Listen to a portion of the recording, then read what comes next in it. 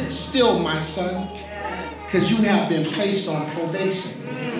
But this soon shall pass, and you shall suffer no more. That's right. Life after prison has opened a new door. I love about what Patrice and Mike's doing. They're not trying to be the people that have all the resources in their hand.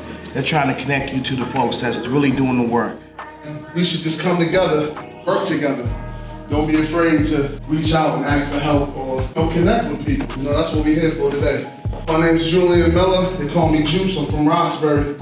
I'm a recovering heroin addict. I've been clean for 17 years. Congratulations. Strong wind blows with force, pushing away rough times of trials and tribulations. Then comes new times, of course, to show no remorse and no more limitations. Problems don't last too long when we put God first. In every situation, our heart will be content in any event because prayer precedes preparation. Tick-tock, time never stops. Our time can be seconds away. So live life to the fullest extent and put God first each day. That's my time. I love y'all, man. We have Anthony Ahmad Thompson. So Anthony Thompson's journey is a powerful example of transformation and the potential for redemption. Thompson founded Followsuit Mentoring, a nonprofit program aimed at providing guidance and support to young individuals. Shout out to everybody who's been incarcerated, who's doing things in the community, who's trying to make a difference, because that's what we're all here for. You're never going to get a second chance to make a first impression. I told him when I walked into that interview and I went and shook that lady's hand, I let her know I was here for that $100,000 job. And that's what I try to inspire the young men. Come in and the first thing we do is we teach them about a suit, teach them all the components about a suit. We ask them if they ever own a suit, so we give them lessons about a suit. As founder and executive director of Justice for Housing, Leslie unites families impacted by incarceration and violence. This is the system. This is probation. This is parole. This is DYS. This is DCF. This is the court. This is systems of power, right, that control your lives. This is the housing authority. We brought home this young man from incarceration right back into his house when they put a no trespassing on him. So these are some of the policies, the ways that Justice for Housing is also doing the work that people don't know about. Hey Joe, what can you talk about? And I said, you know what? I can talk about a lot of stuff. And I had to slide this presentation, I was like, in my pocket, won't even do that. I want to talk about how proud I am to see that we're making a lot of changes in our community and we don't get credit for it. And I want to make sure that we definitely make sure we acknowledge each other in that. So this right here, this forum we have, this community that we're building right here, we don't want it just to be a one-day thing. We want to make sure that we continue to push it forward. We want to make sure that we tap into all the resources that we have in the community to really, really push hard. And by 19 years old, I was arrested, convicted, and sentenced to 84 months in federal prison for 7 years.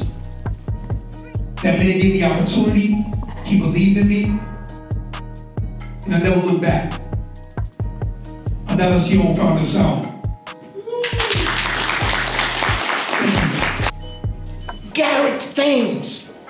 She said that sounds like a name of greatness. And when she said that, I thought about all the way when I was 14 years and I started getting high. I didn't have no brothers. I was the only sibling. And I did anything just to have an older brother, man. That's all I ever wanted was a true brother, man.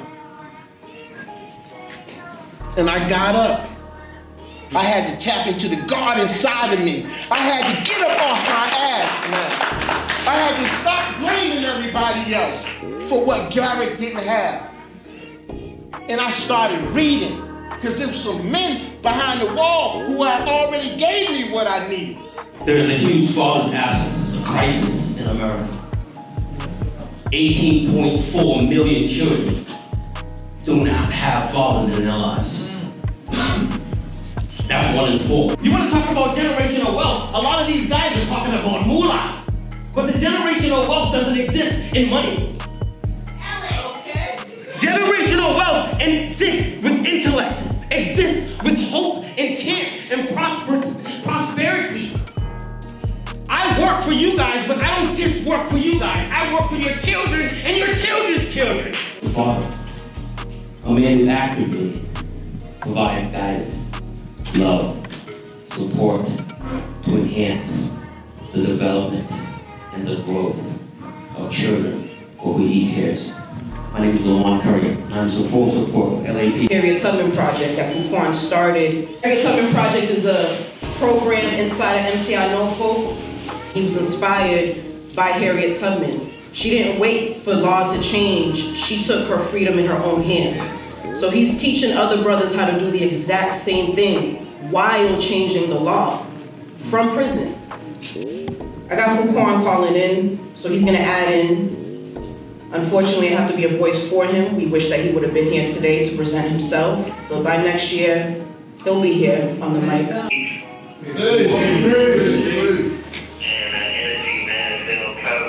I just want to thank everybody in attendance for extending a part of their life, part of their legacy towards this positive project like After Prison. I want to thank the coordinators, obviously, for a great job this afternoon. I've been hearing all throughout the afternoon and forward next year, trying to liberate others who may not have the fortune of having a platform that we built from scratch. So with that said, I want to thank everyone in attendance again. I know my mother's in attendance. She's been a warrior for me since my birth. You have all that beef you have with your brother that looks like you, comes from the same background as you. Put that energy into the law. Put that energy into the legal system that deserves to be fought. Now know who your real smoke is. It's institutions, it's not individuals. All right, so my pain is real, thus is my advocacy. Allah FuQuan. I quote FuQuan a lot. He gives me a lot of gems, as you can see. I could be your son, I could be your brother, father, friend. I could be you. Very simply, is in a blink of an eye, wrongful conviction can happen to you. Advocacy, and we all have pain in this room. You wouldn't have stayed until 4 o'clock if you didn't have some type of pain that you were looking to address. Today, and thank you for Life After Prison for bringing us all together so we can understand what resources are available.